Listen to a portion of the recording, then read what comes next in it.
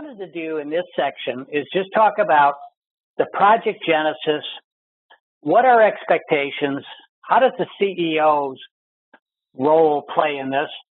What are the value of these projects? What's a project charter? And what kind of an organization and resources would I need for a project such as this? So let's talk about, first of all, the project genesis. If you are considering a system, I think that one of the things I would ask you to do early in your process is to think through, why are you doing this? What is the impetus behind this particular project? I've seen this be a lot of different things.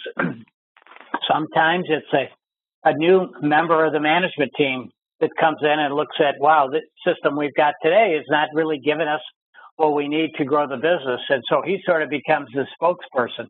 This might even be a new CEO, or might be the transfer from the older member of the family to a younger member of the family. It might be that you've gotten a number of acquisitions under the belt of the company, but now you're faced with, gee, everybody's got a different system. I've also seen situations where it's sort of a groundswell, where the end users in the organization are saying, gee, this is really hard to learn for the new people, or it's hard to do, and I waste a lot of time processing an order. Whatever it is, I think it's important at the beginning of this project is to think about, why are you doing this, and document that rationale.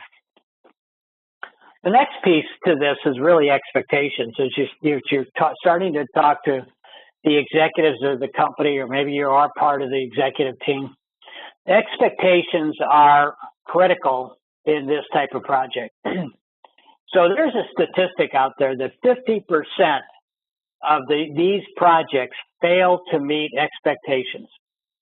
Well, that doesn't mean that they fail outright, because most of them do. I think it's only a small percentage that I see end up, on the cutting floor, if you will, and never reach the light of day.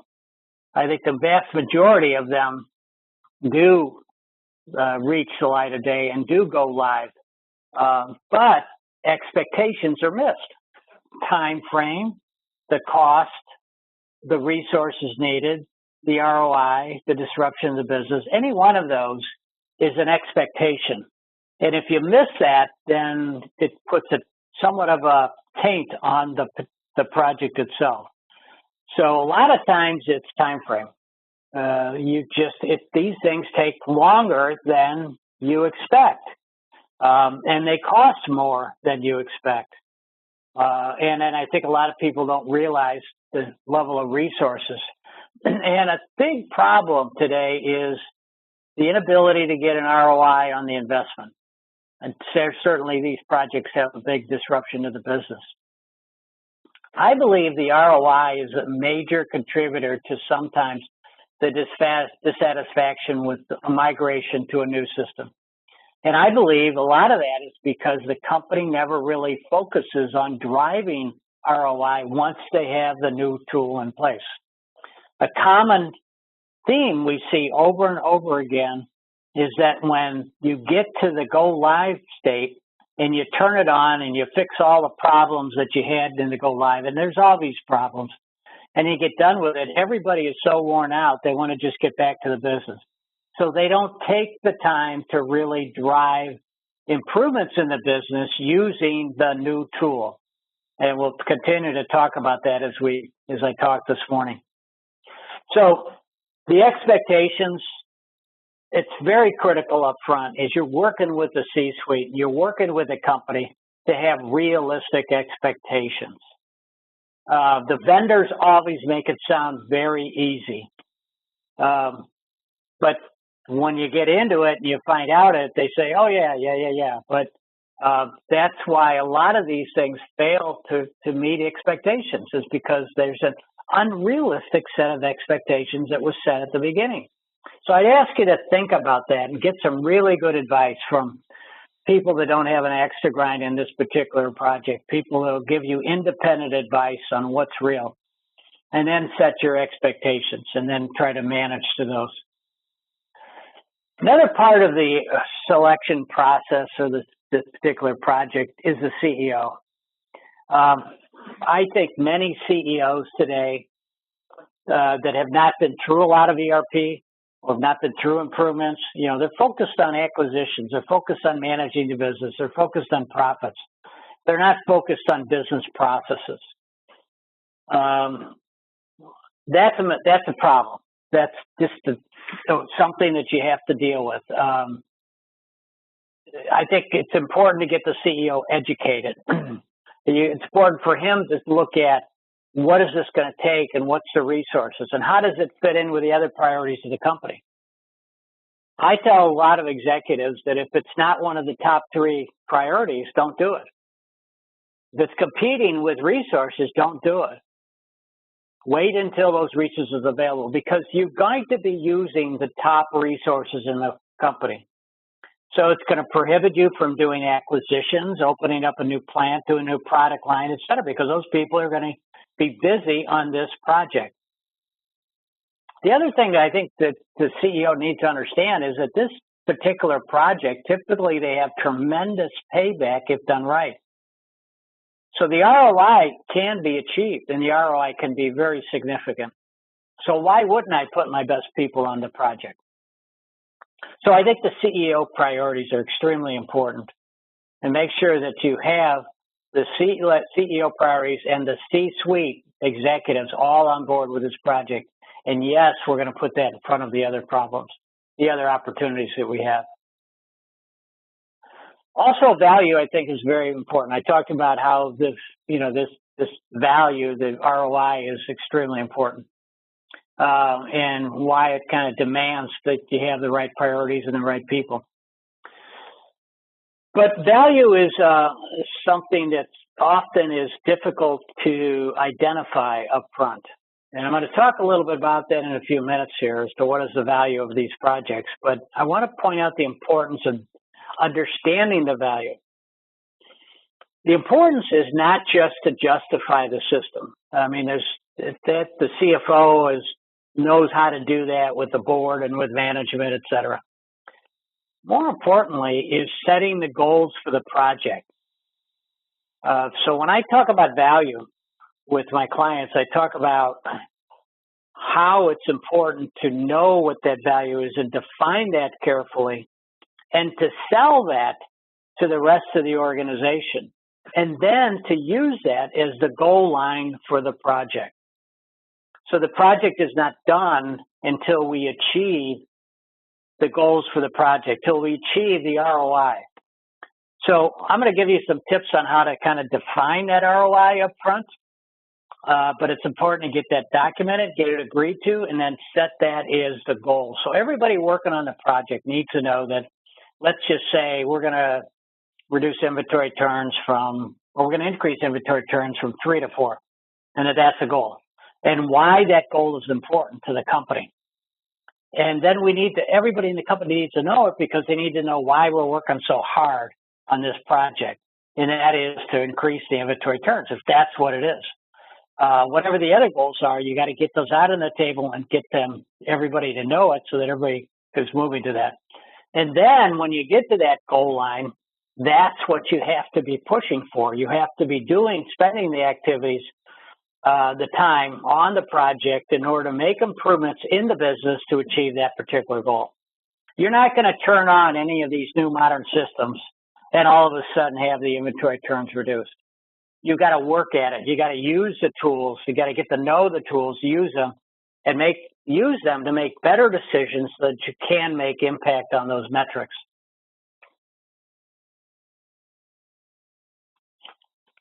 When you're building a project like this, you need to start with a project charter.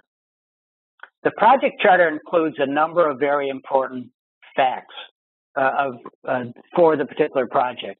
What's the purpose? Like I said, why are we doing this? What's the scope? So what functions in the business are going to be impacted in this? Obviously, sales, marketing, customer service, production, supply chain, quality, logistics, finance, costing, etc. And those are just a few of them. But you need to define what scope is going to be impacted by the project. Then you need to identify, you know, if you have a multi-facility organization, you got to think through the priority and the transformation of the facilities to the new system. We've got some companies that have got 13, 14, 15, 20 different plants worldwide. So how are you going to do that? You're not going to all of a sudden go live and turn it on or globally. You're going to have to do that in phase. So you got to think through some of that in your project charter. And then the resources. I'm going to talk specifically about that in just a minute. How many resources do I need for this particular project? Not only external, but internally. What's that cost going to be to the company? So start to define that, roles and responsibilities. And we'll talk about the organization chart here in a minute. And then we have the time frame. So we've got clear time frames, phases, activities, you know, very detailed project plan, and cost, of course. What are the total costs? Not only my internal costs, but also how much am I going to spend on new software? And over a 5 or 10 year period of time, or however you want to look at it for justification. So those are the elements in the project charter. Now let's just look at an organization chart as to what kind of organization chart would I need. I have a steering committee. That's usually my top executives. They're going to have to meet a couple of times a month, to minimum. We'll talk a little bit about their responsibilities in a minute. Then we've got out of that steering committee an executive sponsor. That executive sponsor will be the chairman of the steering committee. And then he will also, you know, likelihood chair the PMO, which stands for Program Management Office, which consists of one or more project managers. And they are basically the primary body responsible for the governance of the project. And of course, you have those project managers and their responsibilities. You might have an ERP project manager, but you might also have a data project manager, maybe an information technology project manager, maybe even a change management project manager. So depending upon, again, the size of your company, the scope of this, you're going to have one or more project managers in the PMO. That has to meet weekly and basically review the progress, but also set the cadence and the tone for the next week. So it's managing the business managing the project on a weekly basis. And then the next layer is the process owners. And these process owners are called process owners for a reason. They own the business processes that are assigned to them. So let's say, for instance, accounting. They own all the accounting business process, that process owner. But that process owner might have some subject matter experts. So that accounting process owner might have a accounts receivable SME or a accounts payable SME. Supply chain, you might have one process owners, but multiple subject matter experts. Production. So each one of the major processes, and I kind of break them into these buckets. Kind of a customer facing that includes sales and customer service. Another bucket might be supply chain. Then another bucket might be production, then quality, then logistics, and then, of course, finance. Probably missed one or one along the way, but generally it's organized something like that. Then also part of the organization chart, you should be listing the users, and they should be listed under the process owners. So a process owner not only has SMEs reporting to them, but also users that report to them, because that process owner becomes responsible for those business processes. And then there's certain users that are going to be using those business processes. So the process owner is responsible for communicating all the way through his organization about the problems with the current state, the future state, where you're going, and then the progress of the project and their responsibilities and the change that's going to occur in that stack of business processes. So again, you can think of maybe 5, 6, 7 business process owners in a typical manufacturing or distribution company. It's also possible that you're going to take these process owners and these subject matter experts and formulate some cross-functional teams. let's say, an order to cash or a procure to pay. An order to cash would have, order entry, order fulfillment. If it's production, then, then there's order production, then the quality, and then, putting it into inventory, then picking it and then shipping it. That's sort of an order to ship process. Or you might have a procure to pay that starts with a purchase order and finishes with the receipt of goods. Or a plan to produce that starts with a manufacturing plan and ends up with finished goods that then go to the warehouse. And of course, you've got all the resources that are part of that. So here's a kind of picture of what that organizational team might look like. Your steering committee, your executive sponsor, your PMO, your business process owners, your IT team that deals with technology, and your data team. And then your SMEs and, a technical team. Now, one of the questions I get a lot is, well, gee, that sounds like a lot. How much time does this really take? I did a spreadsheet on this. And as you can see here, what I've done is I kind of laid this out for a typical organization. I'd say this company is probably 100 million in annual revenues. It'd probably be less if it was a $50 million company or a $25 million company, and it's going to be more if it's a $200 or $300 million company. The way I have this organized, at the top, I've got the resources required, the steering committee, the project manager, the process owner, and SME. And then I articulate the percent of their time that they have to be involved in this particular project. And then we have the available hours per month, then the hours required. So I take that percentage, multiply it times the 160, and come up with the hours required by individual type of person. Then under headcount, I list, well, how many people do I have in each one of those? Well, I got 4 people on the steering committee. I've got 1 project manager. I've got 8 process owners. I got 8 SMEs. And so I just multiply that out. Then I get to the total hours that you see here. And that comes up to 13,000 hours. And if I take that times an internal rate of cost, I come up with close to $800,000. So I think this is an interesting chart for you to take and start thinking about. Again, you go up or you go down in the size of your team based on the size of your company.